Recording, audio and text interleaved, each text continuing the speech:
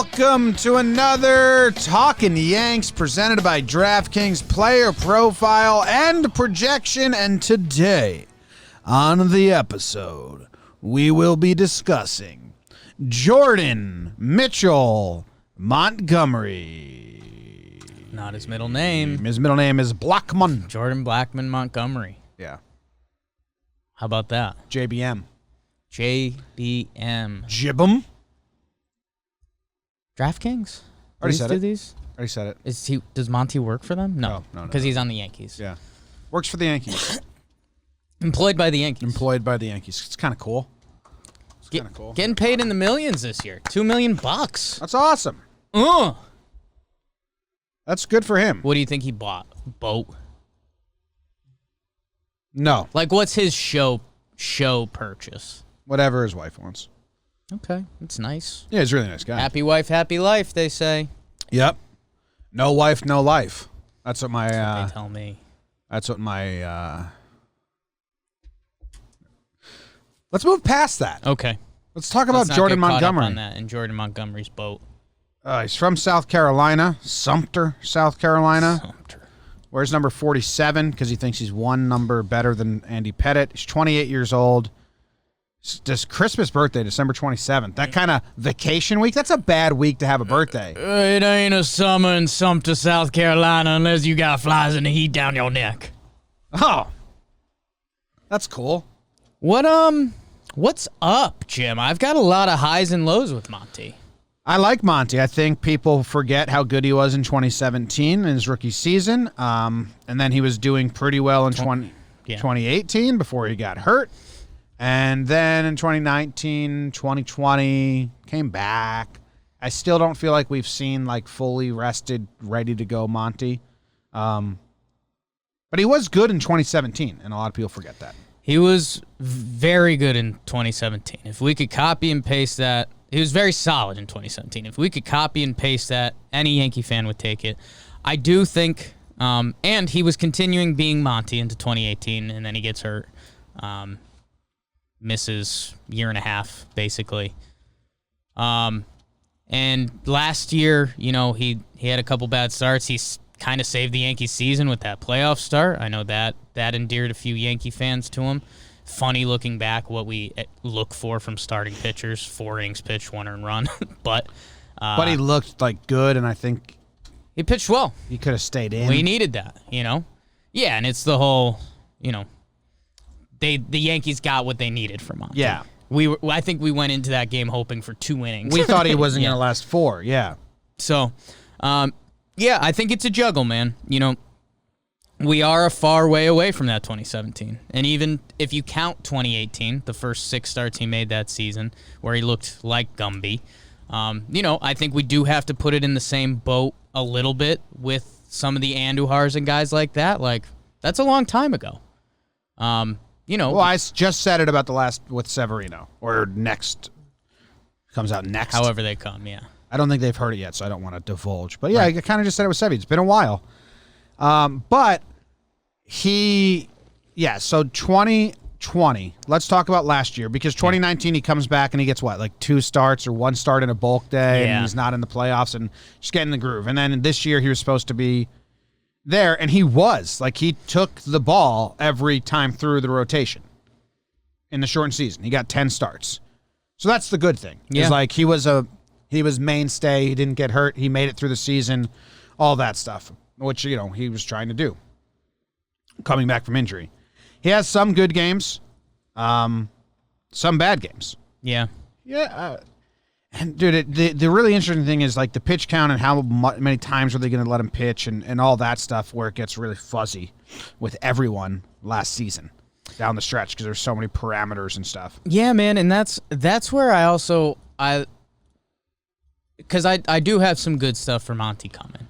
I think what's really interesting is that we're talking about Tyone and Kluber and what are they built up to and blah, blah, blah. Monty is kind of in a similar boat. Monty hasn't thrown a full slate of innings since 2017. So it's going to be interesting. I think a lot of the conversations, and we say it casually, and Eno Saris wrote an article that involved Gumby that I'll be referencing in a little bit. That, a lot of the articles are like, well, Gumby's going to be kind of a bulk guy for the Yanks this year. Like, he's going to take the pill because he's proven, like, he'll go out there every fifth day, like you're saying. I'm interested to see what he's built up for. We've kind of mentally penciled in Gumby for, like, hey, go get your 30 starts this year. It's something to track. Like, I think he hasn't thrown over 50 innings since 2017. Yeah, and I mean, it was Tommy John as part of that. Yeah. And then last year... Shortened season. But he also, he got 10 starts, but he got 40-something innings. Yeah. And I'm trying to remember games, but it's really hard with, A, how they use pitchers now, and B, I don't think he ever dominated a game. He dominated some games where he dominated the first inning. Like, he struck out the side, like, the first and second inning one game. I forget what it was. But, yeah, I think he's got the fourth spot locked up. Out of, like, starting a spot in the top 5 or 6, if whatever they do, Gumby's getting the ball right away.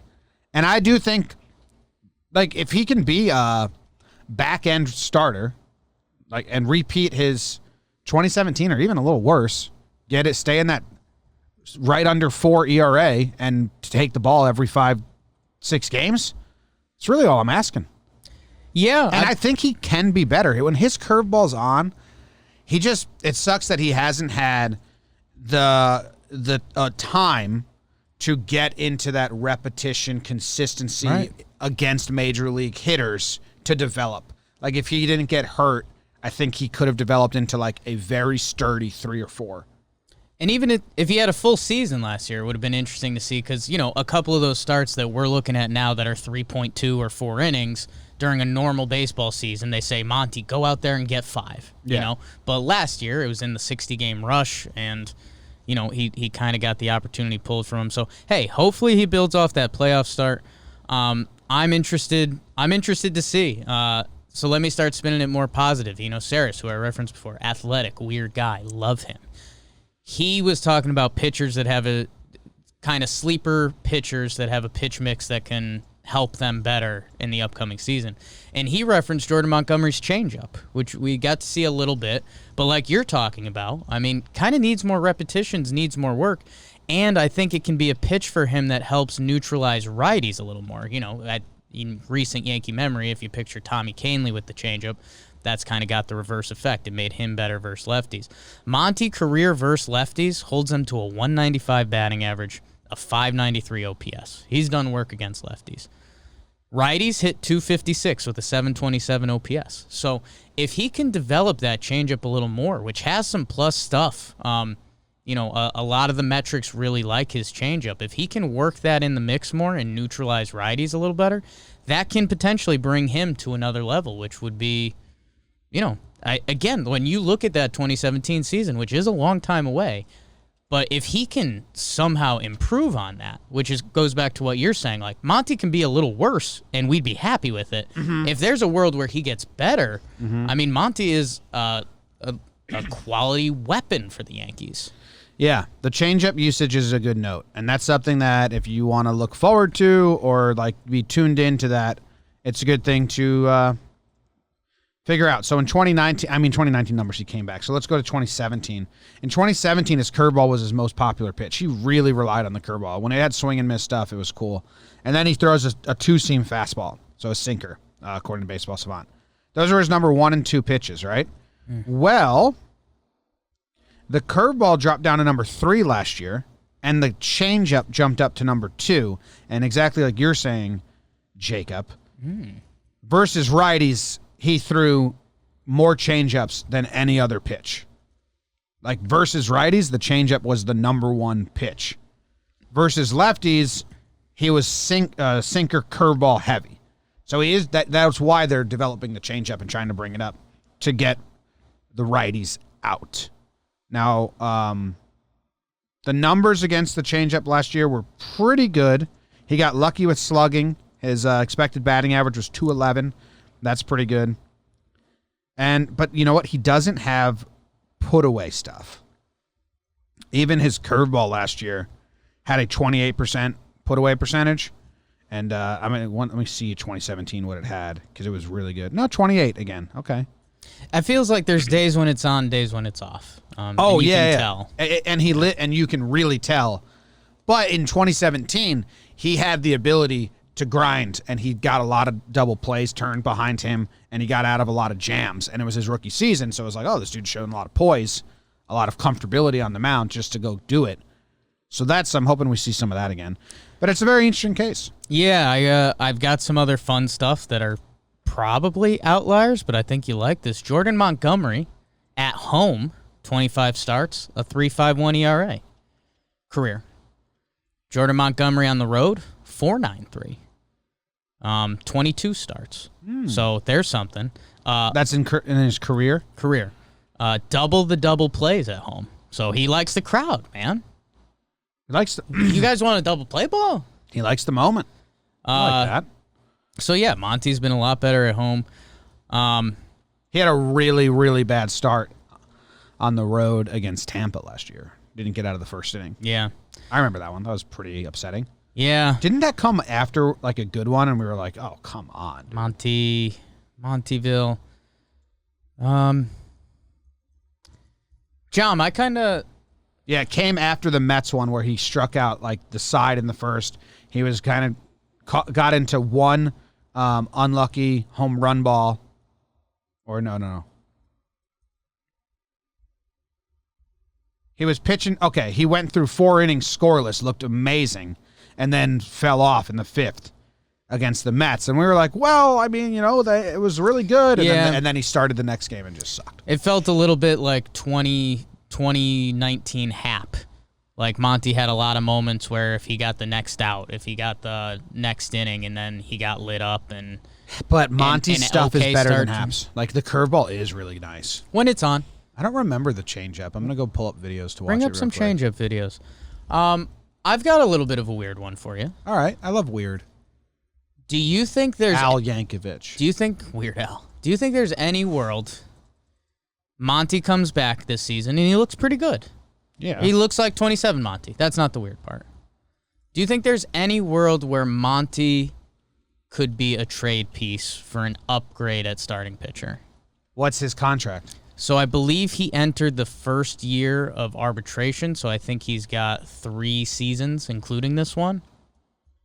So is there a world where Monty comes back, he looks pretty good, and Monty could be part of the trade that would be an upgrade at starting pitcher? 3 seasons, you said? Including this one. So if he was traded at the deadline, it would be 2.5 seasons. The only reason I'm hesitant here, because I see what you're saying, is because Kluber's a 1-year deal, Tyon's a 2-year deal. They'd have to be ecstatic with what they're seeing from Sevy, and they're not going to know about that until really after the deadline. Yeah. So I don't know if there's going to be, and they'd have to really be ecstatic what they're seeing from Davey and maybe Clark, and they're not going to see Clark enough time. Herman has a couple years left. So I just don't know if they're in the position to trade away controllable starters right now. It would have to be for a controllable starter. Yeah. Like a Castillo or something like that. He'd have to be part of a package for Castillo or something like that.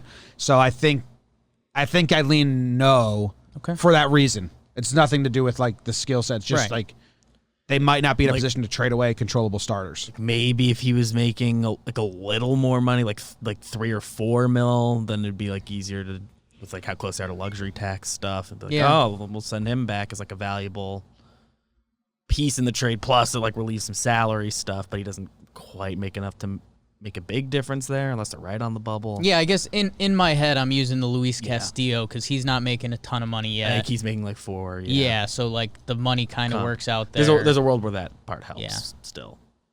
Looks like he diced up Teoscar Hernandez. Yeah. And is this all one at bat? No, 1 game, but hit him with 3 changes. He got 3 swinging strike changeups on Teoscar Hernandez in 1 game against the Blue Jays. Oh, that was a high one, too. That one wasn't a nice one. The first one, though, did you see the first one? Yeah. The first one was like, and this was the strikeout, the put-away pitch. I don't know if you can get these on the video, Beavers, but that's a nice pitch. It was nice. Bo Bichette and Brandon Drury. So did he only get swinging strike on changeups? If you slack me at that link. All right. Blue Jays. Yeah. It's just, is this all the same start? Is throwing changeups to Brandon Drury kind of mean? Because he can't see? Ooh, bang.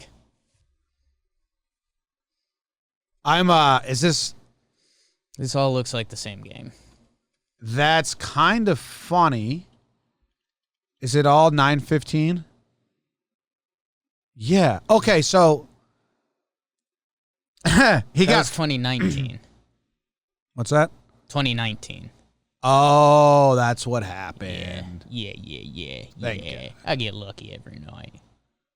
Oh, I see what happened here. Chewies, Cascades, Feel the Mushroom Puppy. What is do we have an over under for him? Max Manus is fun. Over under. Wow, nice soundboard, BBD. Good job. He went ERA. I'll let you guess. 3.85 is his over under for the ERA. 4.25. Under. Okay. I mean, I think it's well aware I have a soft spot for Monty, so I have a little bias. Of this podcast, you're the Monty Stan. Stan's tough. I just have a soft spot for him. I think no one appreciated it in 2017, and when you look back at it now, yeah, it's like it's a whoa. It's like we should have appreciated this a lot more. Yeah. And then the injury stuff is tough. And last year was such a weird year, so and he's so past the injury. Like there's no like recovery time. Can he pitch? Is the arm okay? This is it. I think the arm's okay. I think he's ready to go. He had some quotes last year about how he was a little fiery about not getting the ball and stuff like that, which I liked. So I will be optimistic. It's not even optimistic. It's rooting for heavily. Yeah. And I think like if he is in the 3.8s, the 3.9s, that's all we're really asking from him. And stay in the rotation. Yeah, I think the only thing with ERA, I think from 2017 being kind of an unknown, like first year in the league, and I think where ERAs are at, I think that 3.88 isn't as attainable. I think 4.25 is a really good over-under. Like what we're saying, if Jordan Montgomery pitches 120 innings this year, 25 starts, and he has a 4.2 ERA, we're probably satisfied with him. I think, he came into 2017 as not the forgotten man, but the unknown man. Like no one knew who he was. No one expected him to make the rotation. No one knew anything. He's coming in this year as like the forgotten man. People are talking about Sevy returning. They're talking about Kluber. They're talking about Tyone. They're talking about Davey. They're talking about Herman. They're talking about Cole. Yeah. If you have to choose one of the guys who's going to get starts that isn't getting talked about the most, it's Jordan Montgomery, and maybe that's where he likes being. Yeah, I do think at the same time, and hey, this would be a world where a lot of guys are healthy and performing. Everything you're saying about all those names, Monty better have a good start. If Monty gets off to a bad start and Davies in AAA shoving, or, Domingo Herman's on the way back, it's a little bit of nervous times for Monty. Again, that would kind of be a good world because that means everyone's healthy. Everyone else is healthy and looks good. I think he'll have some leash because they're going to go to a 6-man and they just need starters to start the season. So I think he'll have some. You want to see he got Randall Grichuk on a swinging strike. He had much more swing and misses in 2020 with the changeup. If you can ride that outside, that arm side plane with it, it looks pretty nice. Here's Teoscar again in 2020. Come on. Teoscar. Yeah, it's nice. Yeah, pronates it a little bit. Yeah, all about the pronation. Bo Bichette. Again, we're only getting Blue Jays. Pronation. Incarceration. That looked like a bad one. Anyway. Get a good start, Monty. Early. Build off the playoff game from last year. I'm falling in love with this changeup. I'm watching only highlights, so it's kind of easy to do. Sure. Yeah. You are watching swings and misses on this changeup, so get off to a good start, Monty. I think that 4.25 is a great over/under on the ERA max.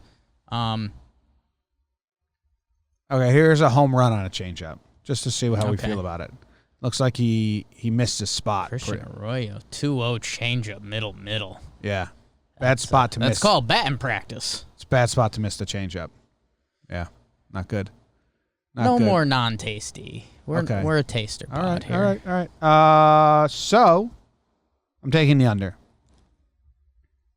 I want him to be. I want him to go unnoticed again. I want to be next year at this time being like, look back at the stats. He had a good year, and people are like, did he? Didn't feel great. I'm gonna go push. I think he lands right on 4.25. You always love betting green. Yeah. No, you know that's not $1,000 on green. Black. Free money. Oh, here's roulette. If it you is bet confusing. On black, it is you just get free money. It is confusing when people bet on red. Yeah. I've never understood. It's never that. hit. Yeah. No, I mean, obviously, I'm with you. It's 98% black, 2% green. Red's never hit on the Never hit. table. Well, let's talk about percentages. Because Baseball Reference has a 38% reliability. 38. Why even put it up? 38% reliability. Is that the lowest we've had, Beavers? At least so far. You think the reliability would go up if they just took away the 2 saves?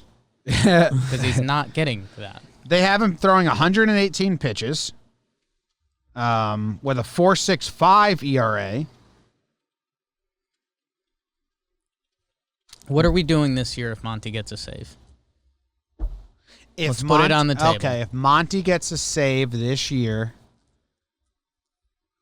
we'll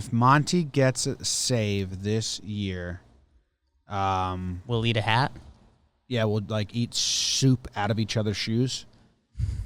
Okay. It's that save number being more than 1 that's really getting me. It's one thing if you want to. No, put it on the board. If Monty gets a save this year, we'll eat soup out of each other's shoes. Soup out of shoes. Soup shoes. Yeah. So you're doing that for 1 save. One save. Okay. If Monty gets 1 save. Yeah. Soup shoe Monty. And if you guys want to do it with us, you can. That sounds like a really cool jazz, not jazz song. What's a Zoot Suit Riot? It's its own swing. Genre. It's its own genre. It's like Soup Shoe Monty. I can't even say it. Soup Shoe Monty. Keep going. Drink some soup out of the shoe. Papa zoop soup shot it. I can't say the first 2 words. Soup shoe Monty. Soup Shoe Monty. Soup shoe Monty. Monty. Pour some soup in that shoe. Guzzle, Soup guzzle, shoe guzzle. Monty. I'm going to drink mine with a straw.